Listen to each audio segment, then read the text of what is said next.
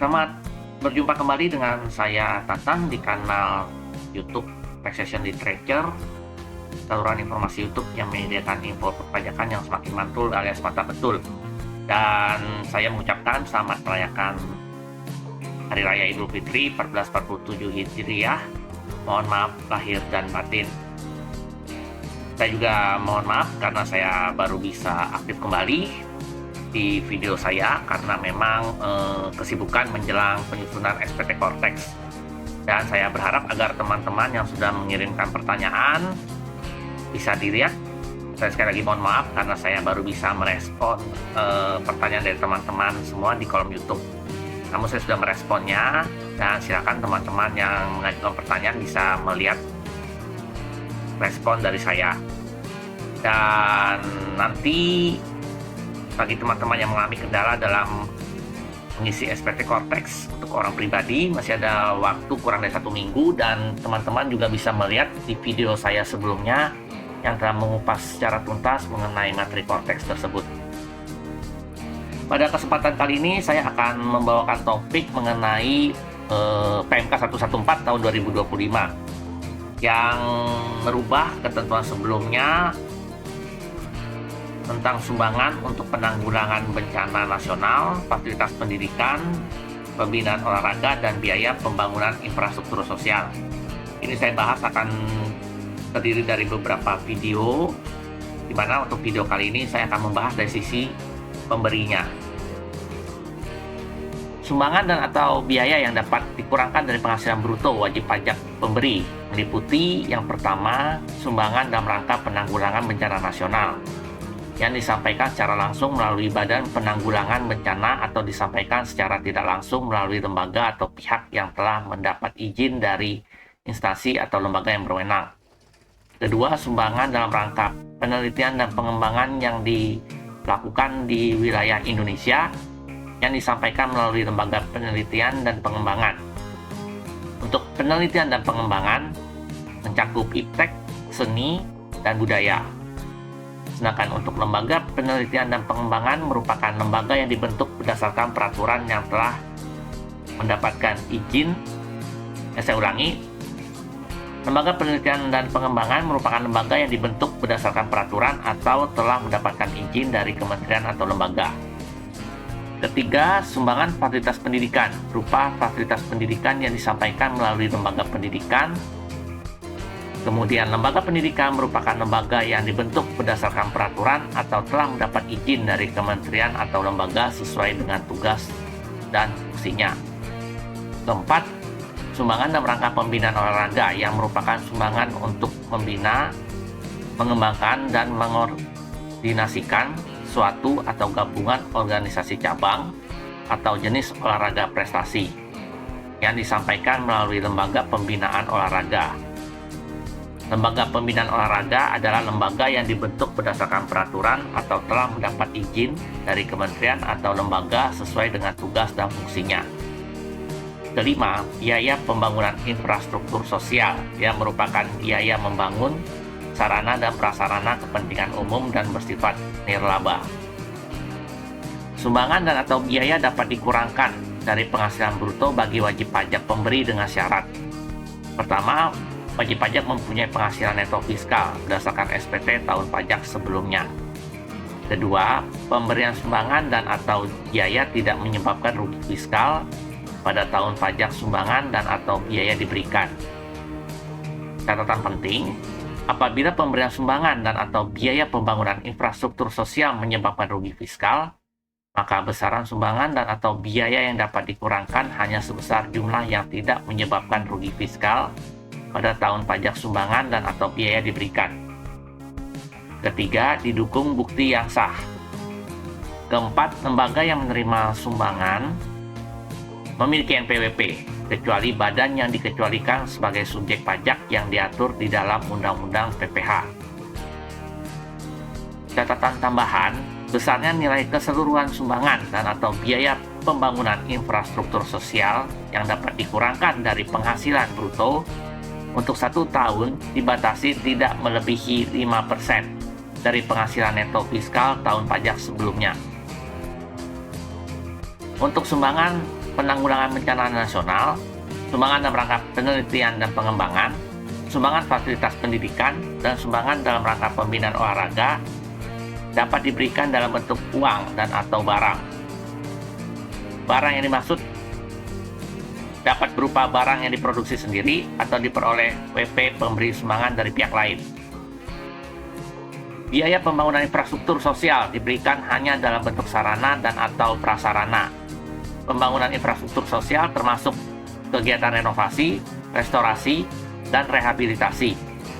Sarana dan atau prasarana dapat berupa rumah ibadah, sanggar seni budaya, museum, cagar budaya, dan poliklinik. Nilai sumbangan dalam bentuk uang ditentukan berdasarkan nilai nominal uang yang diberikan.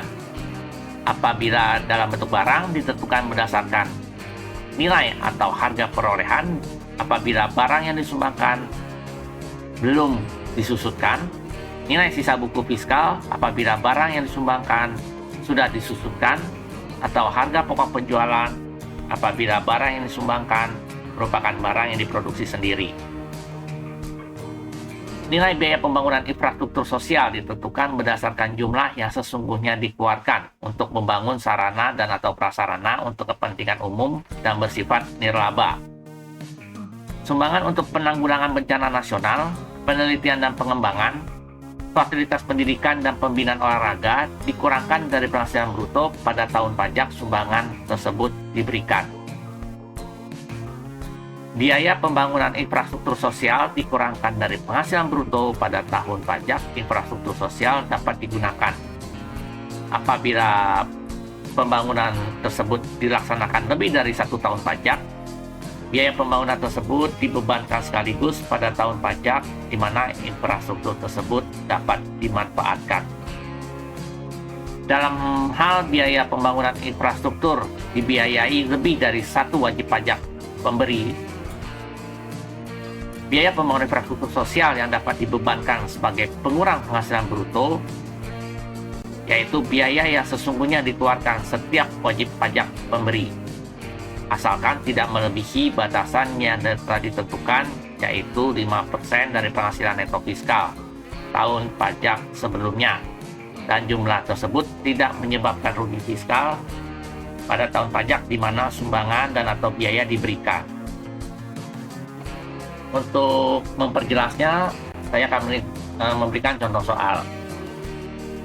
Untuk tahun pajak 2026, PT Danandara memberikan sumbangan fasilitas pendidikan kepada SD negeri sebesar 70 juta rupiah. Kita asumsikan tidak ada hubungan usaha, pekerjaan, kepemilikan, atau penguasaan. PT Danandara juga memberikan sumbangan litbang kepada Litbang Abah Gede sebesar 50 juta rupiah. Penghasilan neto fiskalnya pada tahun pajak 2025 sebesar 2 miliar rupiah. Untuk penghasilan tahun pajak 2026 sebelum pengurangan sumbangan 1,5 miliar rupiah.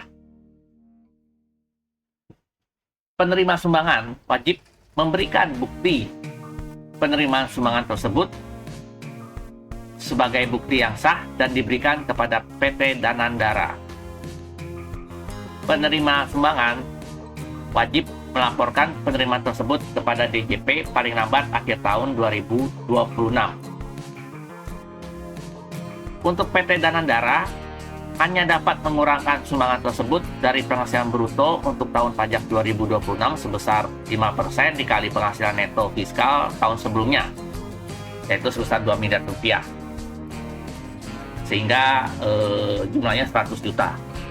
Hingga penghasilan tahun pajak 2026 sebelum pengurangan sumbangan 1,5 M hanya dikurangkan maksimal sumbangan pendidikan litbang sebesar 100 juta rupiah saja, sehingga kita dapatkan laba 1,4 miliar rupiah. Menyambung contoh sebelumnya, PT Danandara dilakukan pemeriksaan pajak untuk tahun pajak 2026. Berdasarkan hasil tersebut diketahui PT Danandara dilakukan pemeriksaan pajak untuk tahun pajak 2025. Berdasarkan hasil pemeriksaan tahun pajak 2025 diterbitkan surat ketetapan pajak yang menyatakan penghasilan netonya sebesar 2,5 miliar rupiah. Berdasarkan uraian tersebut, penghasilan neto tahun sebelumnya dalam rangka menghitung batasan sumbangan yang dapat dibebankan adalah yang berdasarkan surat pemberitahuan tahunan pajak penghasilan badan sebelumnya, yaitu tetap 2 miliar rupiah. Contoh berikutnya, tahun pajak 2026, PT Superban membukukan penghasilan neto fiskal sebesar 1,7 miliar rupiah. Tahun pajak 2027, PT Superban memberikan sumbangan untuk pembinaan olahraga bulu tangkis 90 juta rupiah. Tahun pajak 2027, PT Superban membukukan penghasilan usaha sebesar 1 miliar 150 juta rupiah dan biaya 3M-nya sebesar 1,1 miliar rupiah. PT Superban hanya dapat mengurangkan sumbangan tersebut dari penghasilan bruto untuk tahun pajak 2027 hanya sebesar 5% dikalikan 1,7 miliar rupiah, sehingga kita dapatkan angka 85 juta rupiah. Sehingga penghasilan usaha tahun pajak 2027 PT Superban 1 miliar 150 juta rupiah dikurangi biaya 3M 1,1 miliar rupiah. Kemudian kita dapatkan laba sebelum pemberian sumbangan sebesar 50 juta rupiah. Kita kurangkan sumbangan pembinaan olahraga yang dapat dibebankan juga 50 juta rupiah, sehingga kita dapatkan laba sebesar nihil. Karena sumbangan pembinaan olahraga yang dapat dibebankan PT Superban hanya sebesar yang tidak menyebabkan rugi fiskal. Jadi sebesar 50 juta rupiah saja yang diizinkan, bukan 85 juta rupiah. Contoh berikutnya, PT Jasa Eka Firma pada tahun pajak 2025 mempunyai penghasilan neto fiskal 800 juta rupiah. Pada tahun pajak 2026, PT Jasa Eka Firma mengeluarkan biaya pembangunan infrastruktur sosial untuk tempat ibadah sebesar 64 juta rupiah. Penghasilan neto fiskal untuk tahun pajak 2026 1 miliar rupiah. Untuk tahun pajak 2027 mengeluarkan biaya tambahan kembali untuk menyelesaikan pembangunan tempat ibadah yang telah dilaksanakan sejak tahun pajak 2026 sebesar 60 juta rupiah. Sehingga tahun pajak 2027 tempat ibadah tersebut sudah selesai dan dapat dimanfaatkan oleh masyarakat di sekitarnya. Untuk penghitungan jumlah biaya maksimal yang dapat dikurangkan dari penghasilan bruto pada tahun pajak 2027, yang pertama, biaya pembangunan infrastruktur sosial tahun pajak 2026 adalah sebesar 40 juta saja, yaitu 5% dikali 80 juta rupiah. Yang kedua, biaya pembangunan infrastruktur sosial untuk tahun pajak 2027 hanya sebesar 50 juta saja, yaitu 5% dikalikan 1 miliar rupiah. Sehingga biaya pembangunan tersebut yang dapat dibebankan sekaligus sebagai pengurang penghasilan bruto untuk tahun pajak 2027 ada sebesar 90 juta rupiah saja. Contoh berikutnya, pada tahun pajak 2026, PT Maber dan PT Manyun sepakat memberikan tanggung jawab sosial dengan membangun infrastruktur sosial berupa poliklinik kesehatan masyarakat di Kabupaten Bogor. Biaya pembangunan yang dikeluarkan PT Maber 300 juta rupiah. Biaya pembangunan yang dikeluarkan PT Manyun 200 juta rupiah. Penghasilan neto fiskal PT Maber 2025 besar 7 miliar rupiah. Penghasilan neto fiskal PT Manyun tahun pajak 2025 5 miliar rupiah. Pada tahun pajak 2026, poliklinik tersebut selesai dibangun dan diserah terimakan kepada Pemda Kabupaten Bogor dan dimanfaatkan pada tahun pajak 2026. Pada tahun pajak 2026, penghasilan PT Maber sebelum dikurangi biaya infrastruktur sosial sebesar 250 juta rupiah. Pada tahun pajak 2026, penghasilan PT Manyun sebelum dikurangi biaya infrastruktur sosial sebesar 450 juta rupiah. Untuk biaya pembangunan poliklinik yang dikeluarkan PT Maber dan PT Manyun tersebut ternyata tidak melebihi batasan 5% dari penghasilan neto fiskal tahun pajak sebelumnya. Dari segi Pemda Kabupaten Bogor harus membuat bukti penerimaan serah terima poliklinik tersebut sebagai bukti yang sah dan diberikan kepada PT Maber dan PT Manyun. Pemda Kabupaten Bogor wajib melaporkan kepada DJP paling lambat akhir tahun pajak 2026. Untuk biaya pembangunan poliklinik yang dapat dikurangkan dari penghasilan bruto PT Maber sebesar 250 juta rupiah saja. Karena tidak boleh menyebabkan rugi fiskal, sehingga labanya menjadi nihil. Sedangkan biaya pembangunan poliklinik yang dapat dikurangkan dari penghasilan bruto PT Manyun sebesar 200 juta rupiah karena tidak menyebabkan rugi fiskal. Sehingga kita dapatkan laba setelah pengurangan pembangunan poliklinik dari PT Manyun, labanya sebesar 250 juta rupiah.